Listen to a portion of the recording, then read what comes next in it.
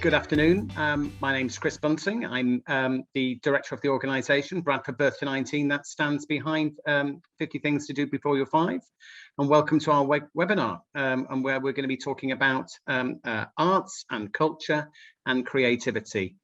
It's a really wonderful opportunity to be able to introduce some of the colleagues that we've got here this afternoon who are going to be speaking with you.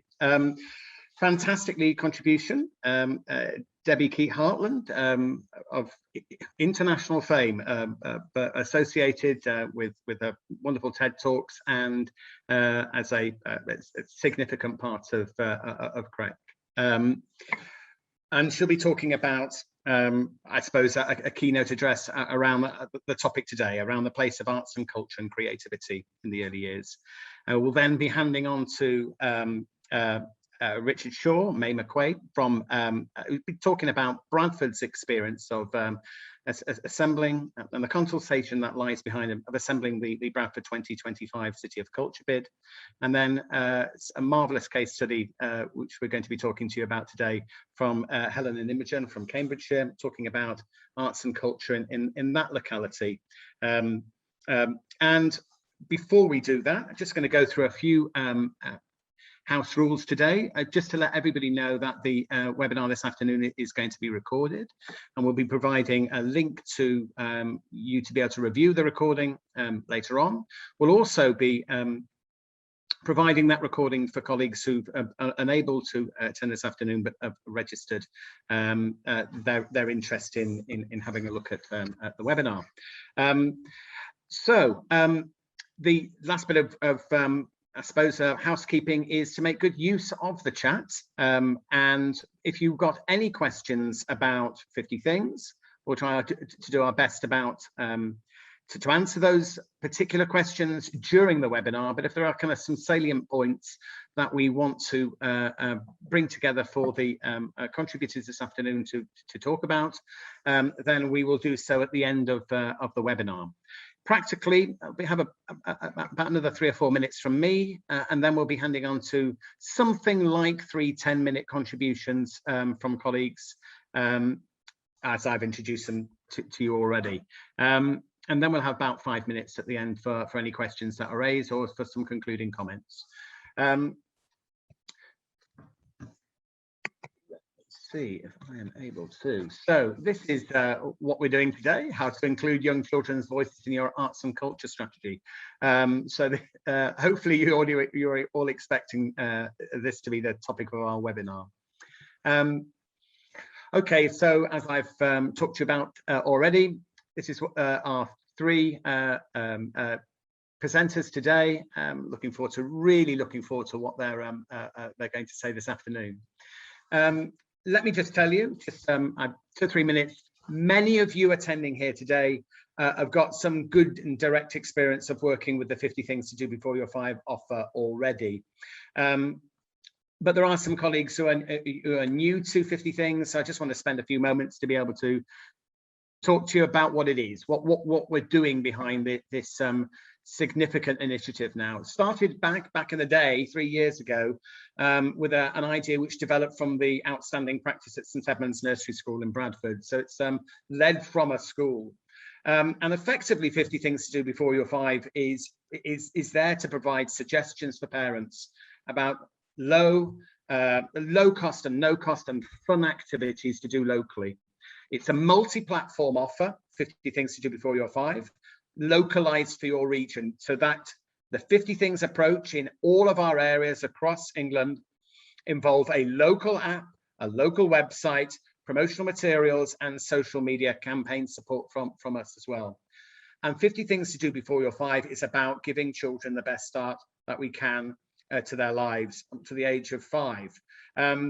And we are targeting and we are supporting in our work improvements in early health, real interest from CCGs and from public health colleagues across England now, particularly focusing as well on language development, the development of cognition and memory, developing mental well-being, resilience, metacognition, self-regulation with very young children, and I suppose looking towards school readiness. It is meant to be a very friendly, entirely approachable, natural, instinctively easy to access offer of support and help and ideas for parents. And if you're interested in finding out more about 50 Things to Do Before You're 5, our website is a really great place to go. And also, you're able to download the app from today, and it's available on the App and Play Store. 17 local authorities, over 500,000 children, and 17% of the English under 5 cohort within the reach of our areas that we work in already. There's a place for everybody in England within a 50 Things to Do Before You're 5 area. So what is it that a local authority gets? Some of the kind of like images on the screen there. You get your app, you get a portfolio of printable resources, you get a website, and those local resources are with your children in them, your local wild spaces, museums, galleries, and for the purpose of today's conversation, they're the places where you can store the arts and cultural and creative heritage and offer for parents within the local area. And in Bradford, in Cambridgeshire, in Southwark, in East Sussex, at Norwich and Peterborough, wherever it might be, that's where we're seeing lists of the of activities and the offer coming from the galleries and museums, and it comes directly to parents with pictures of the children that they can recognise, and resources and places and spaces that they can recognise as being of them, and many of our local authorities full of ideas suggested by our parents. And that's what each local authority gets, and we have a team here ready and willing to be able to support you in being able to provide your own 50 Things to Do Before You're 5 offer. And that's what I've said there, localized to your area. This is what you get. It is your own 50 Things to Do Before You're 5 approach. We've been significantly grant funded by a major national charity to mean that our offer to our local areas is delivered at as low a cost as we possibly can, and well below the cost that would be, I suppose, which would come to you if you were trying to build the app and the website and this approach, off your, I suppose, on your own steam. Okay, so that's my contribution today. That's what 50 Things is for you. Any questions about it? If you're not sure what 50 Things to Do Before You're 5 is all about, you want to find out more information, go to our website, download our app, drop me an email, or the team here an email, and we'll get back to you with any answers to any of the questions that you have. I shall stop sharing my screen, I hope, return to the people around England here. It gives me a great deal of pleasure to be able to hand over the floor here to Debbie Keat-Hartland, our keynote contribution this afternoon. And Debbie, thank you for your time. Looking forward to listening to what you've got to say. Thank you. I'm just setting up my screen here. Just bear with me a few moments, and then hopefully you should all be able to see that. Okay, so I'm absolutely thrilled to be talking to you today, especially around children's voice and how we can engage in listening to understand children's perspective of the world that surrounds them all and ourselves, but really using the arts as a modality of communication here. And I consider the child's voice as a means to really understanding their perspective, their point of view, so that we can really engage and involve children in what happens. And in terms of the arts, I think I see the arts as a realm of different languages in which children can speak and communicate in, letting us know, of course, their feelings, but also their thoughts and ideas, when they themselves are, when you think about it, are just developing their language and communication skills, and often in more than one language too. And for me, that's why the arts are so important for young children. And because our under fives are just beginning to develop this complex spoken and written ways in which to communicate, the more that we can speak to them and with them using the arts, for me, is sort of the basis of all of the things that I do with children. So I just wanted to mention one of the big influencers in my life, really, and that is Loris Malaguzzi. And he was a founding teacher in the now world famous schools in Reggio Emilia in Italy. And he wrote this poem, which serves as a kind of curriculum for educators in the schools in Reggio Emilia. And this poem is called No Way, the 100 is there.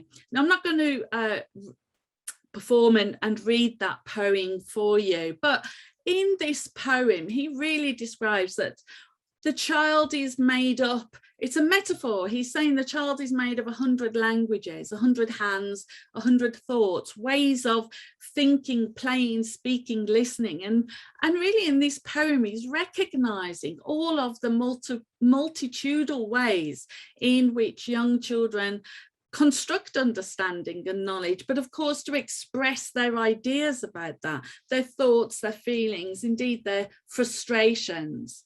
And what he's talking about here in this poem is that if the child is capable of speaking as such in these 100 languages and communicating in these, then we, as whether we are teachers or artists, educators, family members, carers, cultural workers, city planners, policy makers, that all of us then, we need to be conversant in all of these possibilities of languages too, to be really able to listen to the child's voice, to understand them, so that we can respond to their point of view and involve them, not just as some kind of citizen of the future, but as global citizens of now. So what I'd like to share with you in this very briefest of times is a very short story about a 3-year-old girl called Amira, and she was in a nursery school in Coventry. And I want to share how she shared her ideas and theories using the arts as a language of communication. And really what I hope to reveal here is that when we really seek to listen to children's voice, then, you know, that we have to develop and amplify our own 100 languages to be able to converse with them. Now, Amira herself, she had just turned 3 and had arrived from a very warm country to encounter the UK's autumnal season for the first time. And although this was a lovely sunny day in early October, it was also very, very cold. Now, unknown to her mum, Amira had come into nursery that day and she had found this beautiful leaf on the way into nursery, and she'd kind of shoved it up her green cardigan. And I was sat in the art area when she walked up to me, perhaps looking a little bit sheepishly, I might add, but she was beaming, she was smiling. And from underneath her cardigan, she pulled out this leaf and placed it onto a white piece of paper. Now, I did not know what was going to unfold, but I was ready to listen to her, to try and listen really, to try to understand what she was doing and what she was thinking about in this moment.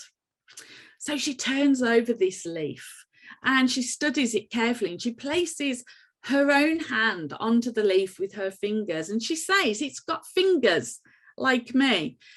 Now, I could have said, actually, Amira, they are called veins, or whatever the proper name is, but I didn't. And I think what Amira has immediately shown here in this comment, that she's using a poetic device of metaphor. In fact, it's a visual metaphor. She is speaking of the visual shared characteristics of the leaf and its veins, and noticing that they are very similar to her hand and the shape of her hand, and how her fingers are almost like those veins as well. So she's saying, you know, through this visual metaphor, that the leaf is like a hand. And this is the same kind of process in which poets write with words that describe one thing, but attributing those features to something else, you know, like the snow is a white blanket, or the leaves of autumn leave rusty handprints on the lawn. I think this is quite a significant thing, to be able to see these things in children. And, you know, these things are played around with this, you know, this is a Pablo Picasso playing around with this device of a visual metaphor here. And Paolo Cagliari of the schools in Reggio Emilia says that playing with metaphors is a multimodal experience that integrates as a whole the verbal and visual languages that together act as a way of thinking, enabling connections to be made, and is a complex way of communicating and expressing knowledge. So Amira goes on in this little investigation. She now gets a piece of, you know, uses that paper, she grabs a pencil and she starts to draw. And she's really attending closely to what she sees. And the Roman statesman and lawyer, and I'm not sure on the pronunciation here, Cicero, argued that art is born from the observation and investigation of nature. And that's what she's really doing here. You know, art is coming through her in her attending to what she is seeing and what she is perceiving here. And I really agree with this sentiment. And I think that, you know, for children, it's something that they seek and desire. They adore being outside in nature. They gravitate to it. And we see children of the world now coming together on Fridays, you know, to strike, seeking to address the climate crisis in nature caused by us adults. So really our children have never been more vocal about these issues. But for Amira, in investigating and observing nature, you know, she is also troubling, you know, in a way, our human relationship to it. You know, she's making an observation here of this leaf, and maybe, you know, her thinking about this leaf is sort of pouring out through her fingers. And it's a very simple drawing in some respects, yet full of the joy of recognition in that connection between her body and the hand of that leaf. And she makes visible her investigation here of, you know, a leaf, which for me is one of, you know, nature's most humblest of gifts, especially at this time of year. Now, what she does next is she takes that drawing to the table, and on the table you can see that things have been provided there by the educators here, things that they think is about, or colours that are about autumn. Now, in doing this, she starts sticking these pieces of paper down, almost kind of automatically. But Amira says of what she's doing, she said it's called a tree. That's its colours, it's green and orange, and this bit is a little bit like red, but it looks like brown. And again, I choose not to say or to correctly Amira here saying that, you know, no, it's a leaf, it's not a tree, because I think her conversation here, I'm listening to her conversation, I'm thinking it's really about the colour, and the word leaf or tree is not so important here. And I'm trying to listen to understand, which is different from listening to see, where the gaps in her vocabulary are. It's a different kind of listening. So here she's talking about the nuances of colours and moving beyond just simply naming them. She is really thinking about that, you know, the vitality, the life of colours and their infinite shades and hues, and really the complexity of colour and how colours make nature pulsate with life in this very simple example. So now she searches around looking for something else, something more red, and she finds this piece of paper and she unravels it in her hands and she exclaims, look, it's gone like a crocodile. And now we can see that she is using another visual metaphor, the paper looking like that open mouth of a crocodile. So that poetry device again, literally unraveling and coming to be in her hands.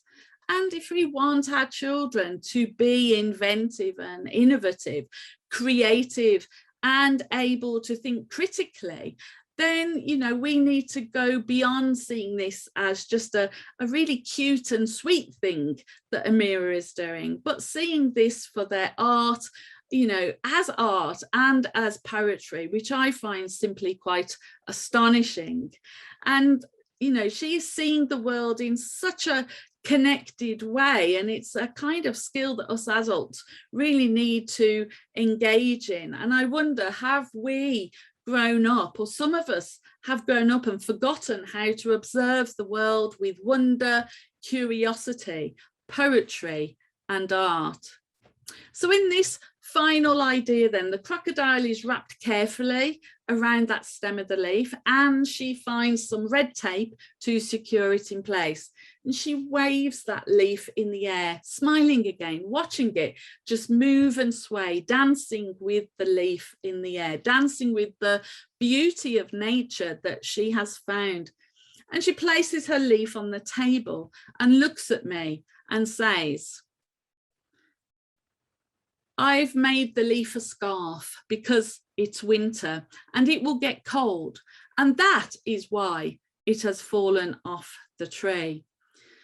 And I find this such a powerful example of children's voice activated through the process of art making. It links for me, of course, to many of the 50 things to do before you are 5 elements here that I've listed, you know, exploring and making sense of the cold and the transformations that it creates, of being artists capable of expressing ideas and thinking, making collections and finding the treasures in the world by engaging with nature on your doorstep or when wandering in the woodlands. And when I talked later to Amira's mum about this, she tells me that Amira had been hiding leaves under her bed at home. And this is another important piece of the puzzle here. You know, is Amira trying to save the life of the leaves by keeping them warm under her bed, or warm with a scarf? And in coming from another country, a country that is hot all year round, she has not yet experienced the cold chill of an autumn morning. She is at this moment making sense of it, and probably for the first time consciously too. She has a provisional working theory in mind. She knows it's cold and she's called it winter. And for her, it probably feels like the depth of winter too. And so she comes to nursery each day bundled up in many layers and wrapped up in all these layers. And, you know, it is as if she's trying to save this leaf here by bundling it up too. In a way, you know, we could say that Amira is acting like a scientist here, in forming a hypothesis and testing it out in different situations. So I think this simple story really shows how Amira is a great thinker and a very capable person who can communicate in many ways. And through her sense making of autumn, she is building strong relationships with nature and really developing her ecological identity that really is needed in a world that she is growing up in. And she speaks to us in those 100 languages, in words, in poetry, and through art, and telling us that she is a citizen of the world too. You know, and therefore, as clumsy adults who may have forgotten the joy of painting, of drawing, of dancing, of poetry, and of creating things, then when we decide to consult with children, then we must be prepared that in that consultation about their strategic point of view, that we are also learning to speak with and listen to their 100 languages of children, because these 100 languages are for us adults to refine and reclaim, and not just be the preserve of artists and writers, musicians and dancers. They are indeed everyday languages of communication. So thank you very much for listening today.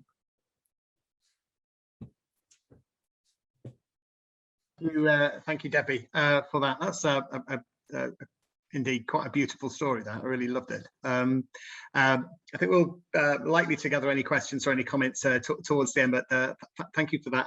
I'm going to move on swiftly to ask Richard and May from the Bradford 2025 team to talk about some of the lessons that they've been learning in the work they've been doing around community consultation, particularly around young people's voices. I'll hand over now. Thanks, Chris. I hope you can hear us. So I'm Rick Shaw. I'm I work in the 2025 Bradford City Culture Office. I'm May, and I'm working on programme and community coordination. So just a word before we get into it. The City of Culture competition happens every 4 years. And it started with Derry, then it was very famously Hull. This year is Coventry, who are in the middle of this year, and their year was delayed for reasons of pandemic. Just to say that there are a couple of other bidding cities attending this event. So because this is a competitive process, currently amongst 20 bidding places across the UK, including Scotland and Wales and Northern Ireland, we're going to be a little bit cautious about talking about our plans for 2025, because there can only be one winner. And although we exist in a circle of friendly competitiveness, we don't obviously want to give anything away that's kind of specific about Bradford, nor do we want to invite comparisons with other bidding cities that might be in the room. What I do want to talk to you just very briefly, so you're aware of what happens, is a little bit around the process, and then May is going to talk about some of the stuff that has happened in Bradford over the last few months, some of the things that have caught our eye and which point towards some of the ambitions that we might have for our City of Culture bid when it becomes due, and then to talk about some of the consultation work that we're doing around the district. As I said, there are 20 cities, 20 places currently applying for UK City of Culture. In the next few days, those will be narrowed down to 6 or 8 places, which will go forward into a process which finally has an end in May 2022, when the winning city is announced. So that's the timetable. Our bid for City of Culture puts young people's voices front and centre of our bid. We are the youngest city, youngest district in the UK. We're also one of the most diverse. Our proportion of young people under the age of 16 is absolutely enormous. So why would we not want to centre young people and young voices in the bid that we're going to be making to government for this title? I can answer questions around the City of Culture competition if you have them later, but really I'm going to ask May to talk about some of the things that we've seen in the district that have inspired us and point towards the ambitions that we have for the bid when we make it. Great. Hi, everyone. Yeah, so over this summer, obviously there was a pandemic that we were emerging from, but also Bradford wanted to trial new ways of arts and culture happening over summer. So as opposed to having one venue festival where everyone streams into the city centre, the ambition was for art to reach out every corner of the district, all the postcodes, and for people to experience creativity on their doorstep. So it was a partnership that was between ourselves, the LEAP, which is the Creative People and Places programme in Bradford, and Bradford Council.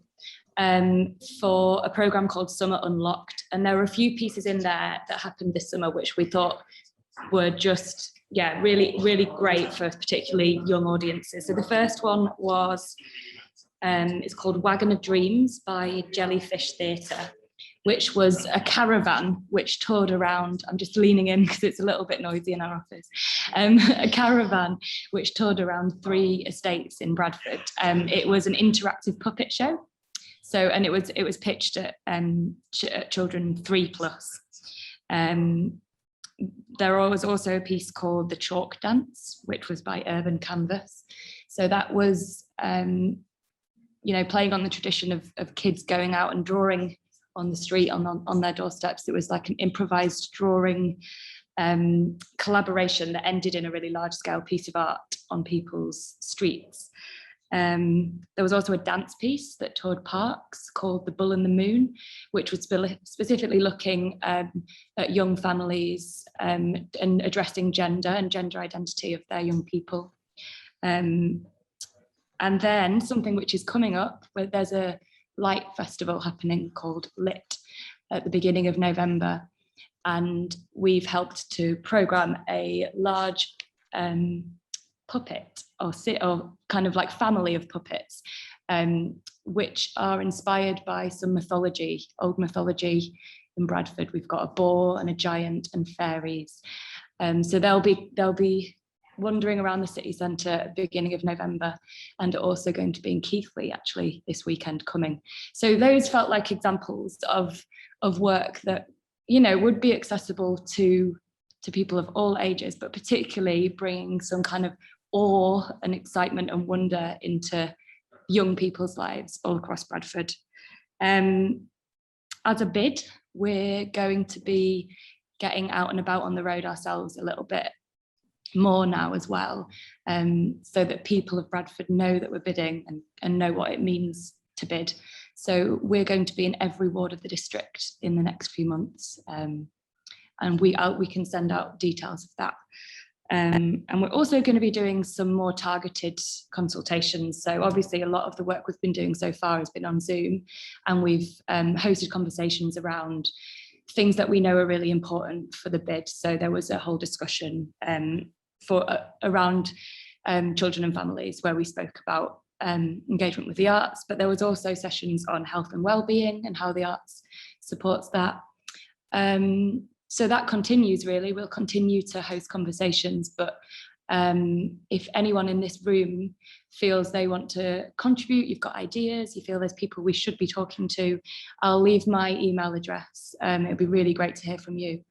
Yeah, thanks for having us. And just to say, as in closing remarks, we're all bidding cities, including those with us here in the room today, are expecting the long list news in the next few days. So keep your fingers crossed for everybody who's participating in the competition, and particularly the people who have come to this webinar. And thank you very much for having us.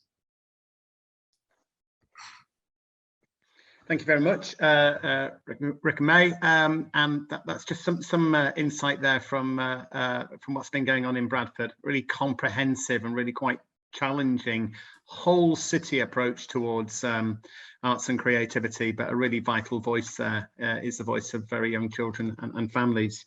And keeping us slightly on time, I hope, I'm going to hand over to the team from Cambridgeshire to talk to us about what they've been doing in their locality. Thank you, Chris. Hello everyone, I'm Helen Wootton of Talking Together in Cambridgeshire. I'm here today with Imogen Alexander of Kettlesyard Art Gallery. We're here to talk with you about how we're using the 50 Things app. I'm going to offer you a little bit of background information about our work, and then Imogen will talk with you about how her project is helping families connect with her art gallery. So some of you may already know that Cambridge is often seen, as others, by being a wealthy city. What you might not know is it's also the most unequal city in the country. There's hotspots of income deprivation throughout, and several wards on a wider county level are some of the most deprived areas nationally. It's the case as well that in some areas of Cambridgeshire, children have not been progressing as well at school as in other parts of the county. And in part, this is because of children's early language and literacy development and the fact that it's not at the expected level. So back in 2018, Cambridgeshire County Council Early Years Service launched Talking Together in Cambridgeshire with the aim of increasing the awareness, knowledge and understanding of our communities in how to support young children's communication, language and literacy development. One way we do this is to encourage place-based community groups and settings to apply for funding to run projects which help parents and carers to build on their own understanding of child development and the role they can play in supporting this. We also work with organisations from out of area to run inspiring activities which enhance what is already being provided on a local level. This year, the emphasis for our funded groups is on promoting the 50 Things app and using this as a tool to encourage families to explore the world around them, and in doing so, help parents learn how to develop their interactions with their children. We have 7 projects running, and these are being delivered by Imogen's Art Gallery, a museum, an arts and wellbeing charity, an environmental charity, a parent, teachers and families association, 2 community support organisations, along with 2 family support organisations. Kettle's Yard is one of the groups that we funded. In fact, they've received funding from us over the last 3 years. And last year they did a great job of adapting their project plans to support families in the height of the pandemic. They've learned a lot from their project work to date and have used this knowledge to build on what was already a great piece of work that families have really loved getting involved with. So I'm now going to hand over to Imogen, our Story Explorers project lead from Kettle's Yard, so she can tell you more about her project work. Thank you, everyone. Thanks, Helen. I'll just share my screen. Hopefully that's all working. So hello, my name's Imogen. I run the Learning and Volunteers programme at Kettle's Yard, which you can see in this picture. Kettle's Yard is the University of Cambridge's modern and contemporary art gallery. And we have a long history of working really closely in partnership with lots of different community groups and organisations and projects. I'm going to tell you about our early years literacy work more generally over the last couple of years to explain our approaches and our ethos. And then I'll talk specifically about our plans for this year, where we'll be using the 50 Things app within our work. So who are we and how do we work? We are first and foremost an art gallery. And so the starting point for all of our work is always art and artists. And with our early years literacy work, we then use that as a way in for exploring stories, for exploring words, for talking, for looking, for playing in a rich, multi-sensory approach. Our early years literacy projects have been delivered in partnership with a fantastic family support charity called the Red Hen Project. The Red Hen Project is a very well established, local, trusted charity that works with families, with schools and in the community to help families overcome any barriers that can prevent a child from thriving. We've worked with them in a number of different ways, but over the last few years, we've been running projects with families who they work with. And they've been a series of projects exploring, looking, touching, talking, playing, based around artwork and stories. Our first project was about an artist called Alfred Wallace, who's a really key part of the Kettle's Yard collection. And he is someone who had absolutely no artistic training whatsoever. He worked on the seas for most of his life as a fisherman. And then towards the end of his life, when he was lonely, when his wife died, he started painting and became something of a superstar in the modernist art world. This is an illustration of him over here. And we worked with families to explore his work as a starting point for building language together. So an example of a session would take a theme such as fish. So here we've got a painting from Alfred Wallace's work, and the children first encountered that in a really 3D way. So they each had little fishing rods and we cut out fish and laid them on top of the painting, and they fished the fish, and then you can see them exploring a book about fish. But before they've done that, They've also become fish themselves. So they've got face paint, they've built their own costumes, they've had a really multi-sensory interaction together. And by the time we then gather around the book, fishing rods in hand, the words fish and sea and ocean and bubbles mean so much more to them than they did at the beginning of the session. We explored a number of themes in this way. You can see the children have built their own boats together. They've gone on adventures of discovery. And then towards the end of the project, we started creating a new book with the families. Each week we'd explored a different book and they'd taken one home in their packs. And we've been gathering their thoughts. What do you like in a book? What do you enjoy? What's the first thing you look at? And then together we started to build the story of what we'd be doing together as a group. You can see this is Billy. He's put together what matters to him in a book. You can hopefully see Billy loved his camera. We had a toy camera. And so we've been working with an artist, Rose, who was an illustrator. In each session, she'd been capturing illustrations of the children as they played. So this is Billy with his camera, and he's gathered all the things that he most liked. Together, having worked all of this out with the families, discovered that their favorite lunch was jam sandwiches and cups of juice. We told the story of their adventures. And the book was called Alfred's Adventure in the Children's City. And it very much placed the emphasis on the children having as much to share when you're building as adventures as us as the arts institution. So it tells the story of Alfred Wallace sitting in the gallery at Kettle's Yard feeling lonely. So going up to North Cambridge, which as Helen has mentioned is an area with significant challenges and high levels of deprivation, but also lots of children and lots of creativity and lots of ideas. And so the children shared their adventures with Alfred. Alfred shares adventures with them. They teach him how to build a boat. He teaches them how to fish when you're out on the high seas. And then together they go on fantastic adventures together.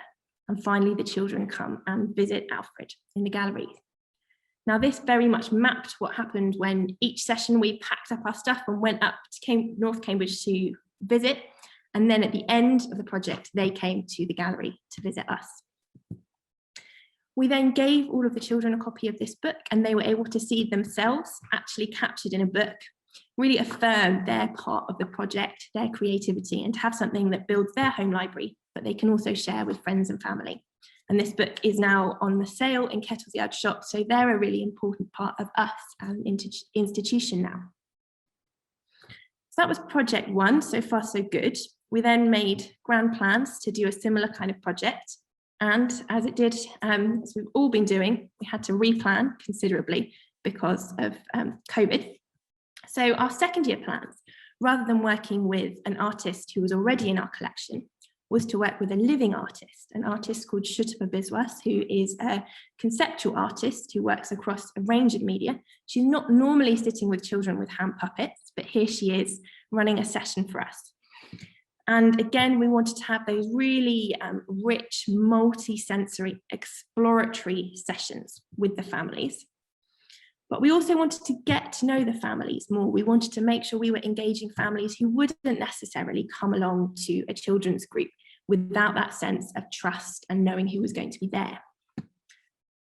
We'd initially hoped to partner up with the Red Hen Project's coffee mornings, which were regular support groups, and to slowly get to know the families before inviting them to the project. But those ended up being cancelled. So we asked the charity, we really listened to them, what would work for you? What would work for the families?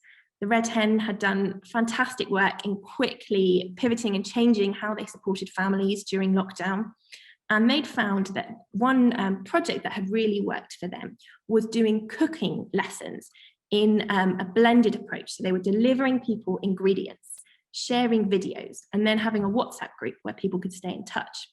So we took this approach for our literacy work. Every week, we would take a different object from the Kettle's Yard collection. I would make a film reading a book next to that object. And then we would send them a pack with that book and a number of different art activities. Each pack would also have some really light touch literacy tips, helping people just relax and feel like there wasn't one way to explore books. You could explore them upside down, you could explore them back to front, and some different specific tools for doing that together. This actually has taught us a lot about the home learning environment. Yes, it was an opportunity for us to still stay in touch with people in the pandemic, but actually for families for whom it's much harder to get to a group setting, this is such a key area for the child and their parents' development together. And it's something we're going to be carrying on working with in the future. By having a WhatsApp group where the families could stay in touch and share photos of them looking at the books together or making artwork, it really built their confidence. They could cheer each other on as they saw what they were doing, get to know each other, get to know us, so that by the time in-person sessions were possible again, this was something that they were really ready and excited about doing. We then ran a series of sessions exploring themes from Schutteper's artwork.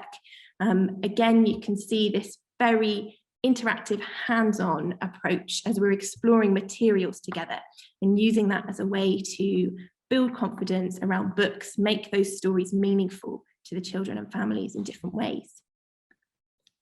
Schutteper herself came and led a session for the families. She built this incredible fabric world in the church where we were meeting. And you can just see in the corner here, here's an illustrator, Tonka, again, capturing that process. And the family's participation has been celebrated in a new book, which we're just about to publish. It's called Finding Our Story. And this time it's specifically about storytelling, building stories, finding stories together. That's going to be published on the 15th of October and then be on sale at Kettle's Yard during our exhibition of Schutteper's work over the coming months. So what next? How are we going to be using the 50 Things app to take this work forward in a completely new world as things are changing and we're responding to the new challenges and opportunities of this next phase? We've put together a project called Story Explorers. It's based around the 50 Things app and it's got 3 phases. Story packs, explorer packs, explorer sessions, and explorer trips. So the first area is explorer packs. This is again building on what we've learned from the families from the Red Hen Project, who say that this blended approach really works because families can take part in their time and on their terms. So we'll be doing a series of at-home packs where we'll deliver a book, a film, very short 5-minute video in Kettle's Yard, introducing them to us and our spaces and the resource that that can be for them. And then we'll use a different activity from the 50 Things with some ideas and materials for them to explore together at home. For people who don't have mobile data, we'll be printing those out and making sure that it's all completely free because all the materials are in the pack. You can see over on the right, one of the key centerpieces of Kettle's Yard is a spiral of pebbles that person who founded our art gallery made, which is obviously a lovely link to both natural art and my secret treasures, this idea of everyday objects becoming really special and meaningful and an incredibly personal thing. But as you can imagine, there's lots of different ways that we can be using these apps and then inviting the families to share back what they've done and how they've brought it to life in their own way in their homes. We'll then move on to doing in-person sessions when we hope that families will again feel much more confident knowing us and knowing each other a bit to step into an in-person group. We can start to do some of the more group-based activities, make some noise together in lots of different ways. This time, rather than working with one specific artist, we're going to be exploring the Kettle's Yard collection more broadly. The hope is that not only is this going to provide lots of rich material for this project, but it's opening them up to see all the different resources that are on their doorstep for a longer term relationship. The final part of this project is Explorer Trips, which is about encouraging the families to get out and about beyond just the home environment and then the specific safe space of a community centre. So getting them into the city, which, as Helen mentioned, is often a million miles away from different pockets where people aren't even able to get it on the bus into the city centre and make the most of those things. So we'll be doing some specific trips together where they come for workshops here at Kettle's Yard just for them. But we'll also be supporting them longer term to start to come along to our regular programs. So making sure we do tailored versions of our regular family program where they're invited, they know that there will be the same staff members there, there'll be taxis taking them there and back. So hopefully for some people, that will be a step to a longer term relationship with us beyond a funded project. Again, we're hoping to create a book that will celebrate their involvement in the projects and the stories that they build together. And as we introduce them to the app, that we hope that again, that's opening up lots of ways of them exploring the world together beyond the project. So that's all from us. If anyone wants to find out more about our work, you can email me or look at the Kesselshard website. I've also just put links to the 2 fantastic illustrators we've been working with, because they're really worth checking out their work as well. And it's been really good to hear from everyone's presentations today. So thank you very much.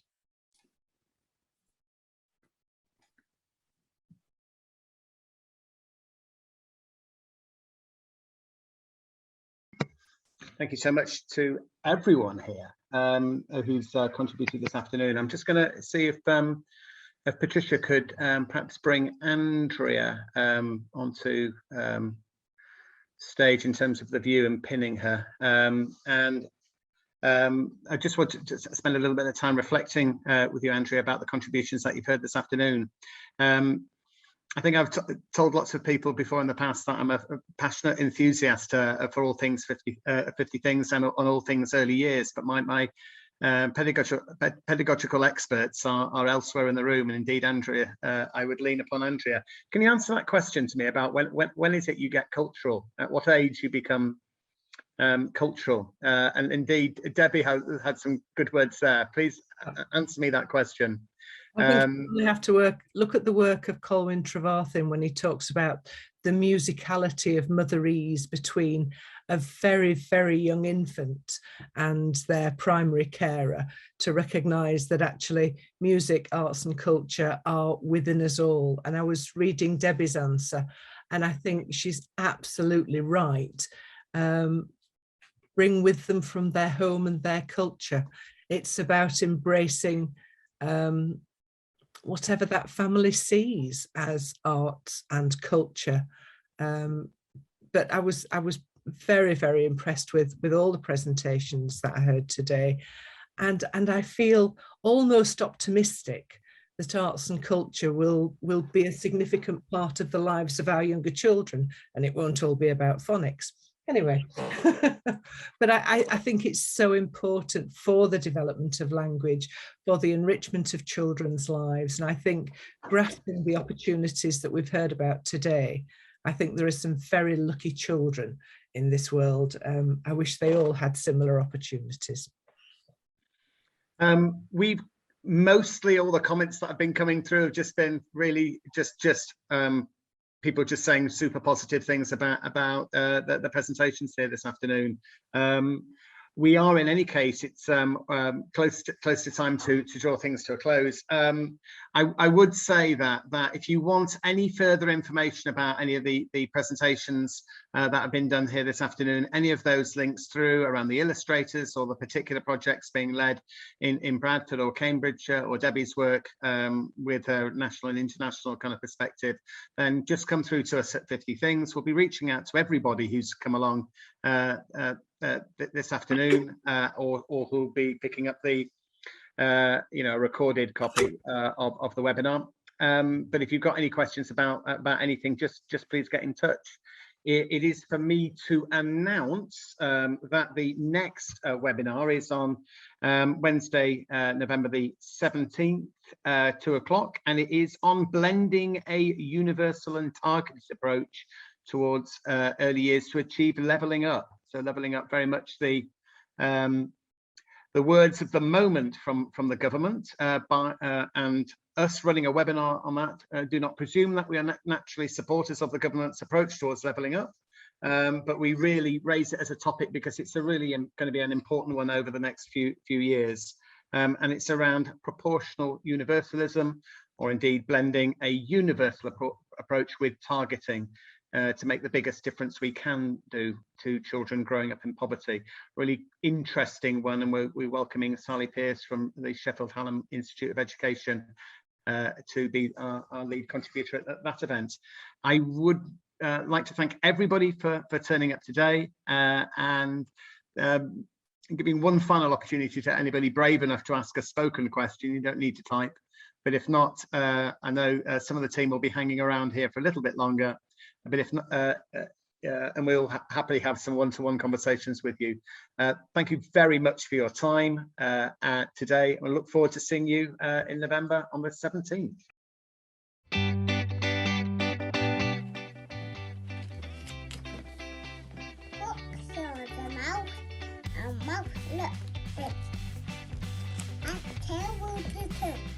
And terrible jaws. I have terrible teeth. And terrible teeth.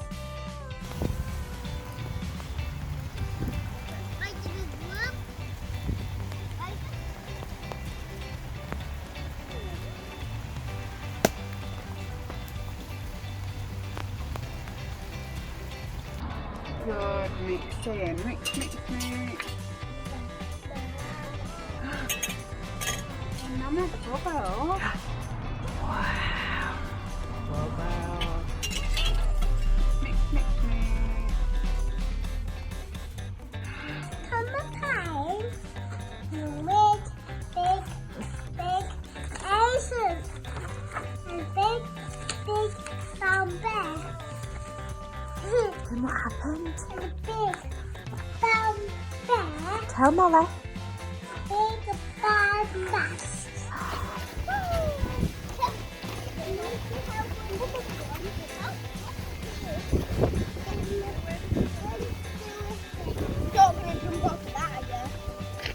Wow, that was a big jump.